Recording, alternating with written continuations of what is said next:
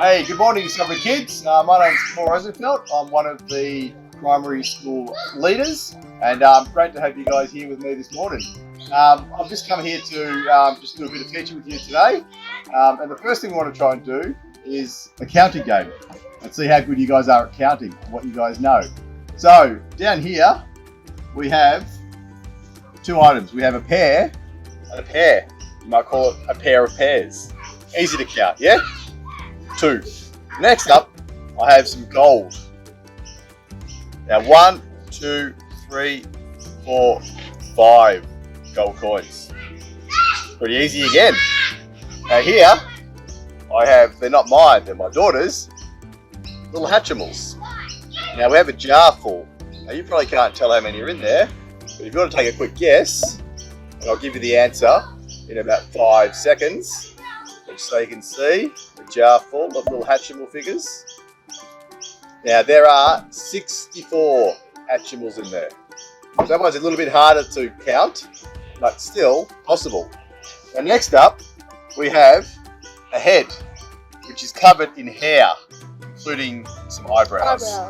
Now I'm not going to try and count this, because I don't think I would actually be able to, and it would take me a long time, and the hair will keep growing, keep falling. Might end up bald, who knows what's going to happen. But God knows exactly how many hairs are on Eli's head. Now the other thing we can try and do and count, which people have tried, is to count how many cells are in the human body. Now for one human being, there are 37, roughly, trillion cells in the human body. And then there are up to 100 trillion microcells just in your guts. Yeah, so that is a lot.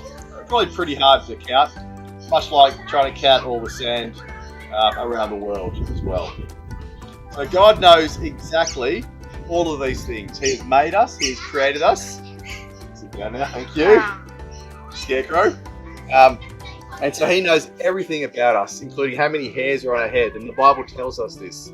Now as part of this, God knows everything down to our individual cell. He knows us inside and out.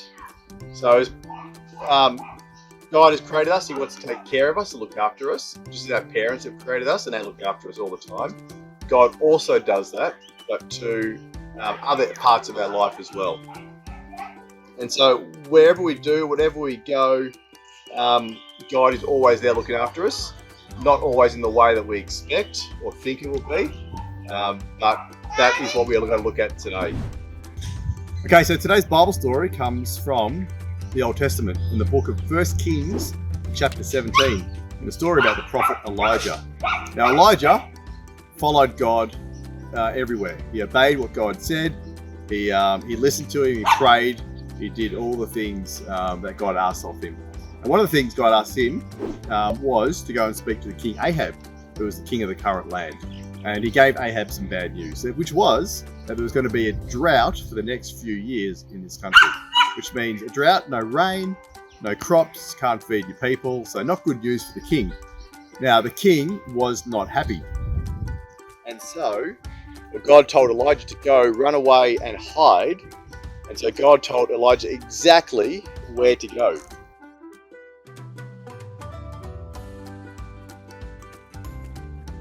Now while he was there, he was safe, but he didn't have any food or water. He couldn't go to his local Coles or Woolies. There was no KFC.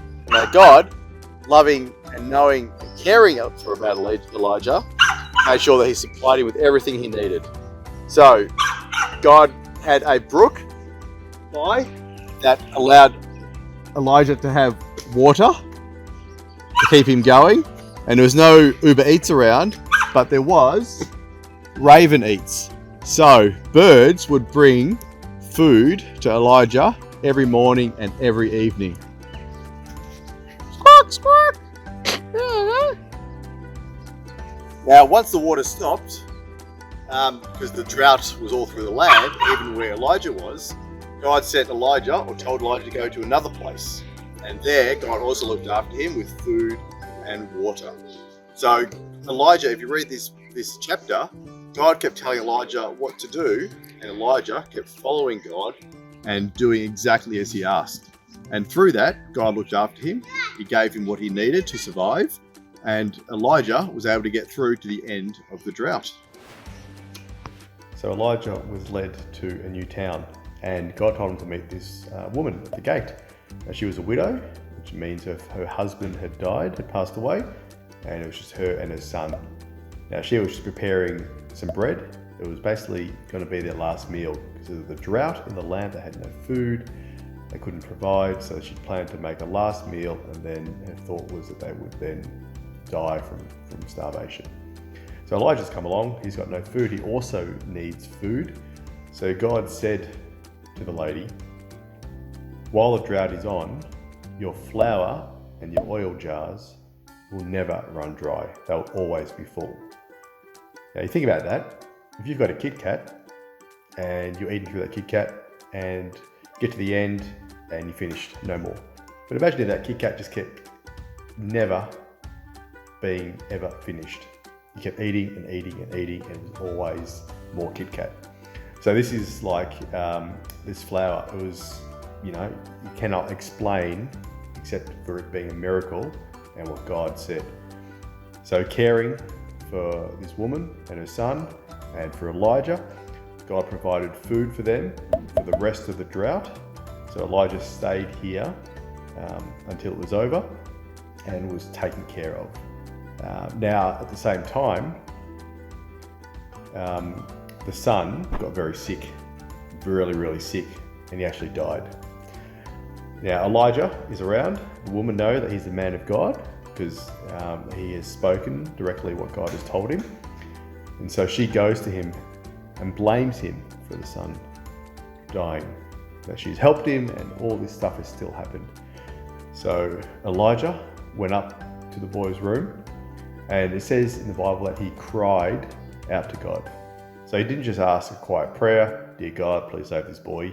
No, he literally cried out with all that he had to save this boy. And next thing, the boy comes alive.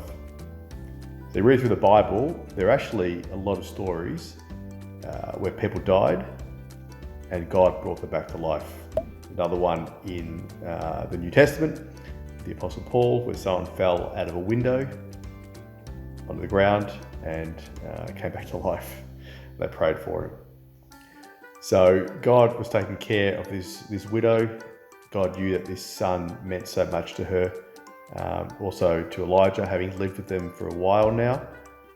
And so God knew that this was a really big thing that would impact them both. So I guess just the takeaways from today, from this book, 1 Kings chapter 17, there is a lot to say in it.